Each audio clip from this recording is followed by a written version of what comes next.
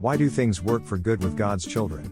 Romans 8:28 is a foundational verse for many Christians, providing deep comfort and theological significance. It suggests that for those who love God and are called according to His purpose, all events, even those that appear harmful or difficult, are ultimately part of God's beneficial plan. Understanding why and how all things work for good for God's children involves exploring several key Christian doctrines. 1. Sovereignty of God. This doctrine affirms that God is supreme in power and authority over all things. He orchestrates everything that happens in the universe to fulfill His divine purposes. The sovereignty of God ensures that nothing happens outside of His control and direction.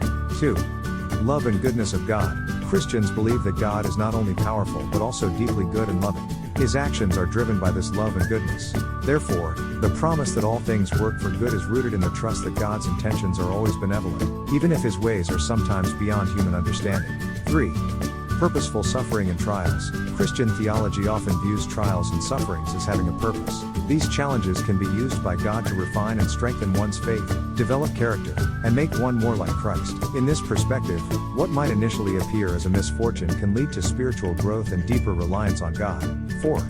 Eternal perspective. The good that Romans 8:28 refers to isn't always immediate or worldly but should be understood in the context of eternal outcomes. This includes the ultimate redemption and salvation of believers, and their transformation into the likeness of Christ. 5. Interplay with human free will. This verse also interacts interestingly with the concept of free will. While humans make choices, the Christian belief in God's sovereignty includes the idea that God works through human decisions to bring about His will for His followers, aligning even seemingly chaotic or evil choices toward outcomes that fulfill His good purposes. 6.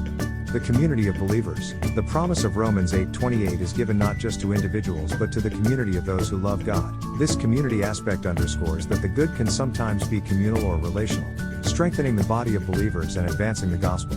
In summary, Romans 8:28 is not a blanket promise that believers will only experience good things. Rather, it assures them that God will use all circumstances, good or bad, to bring about a greater good.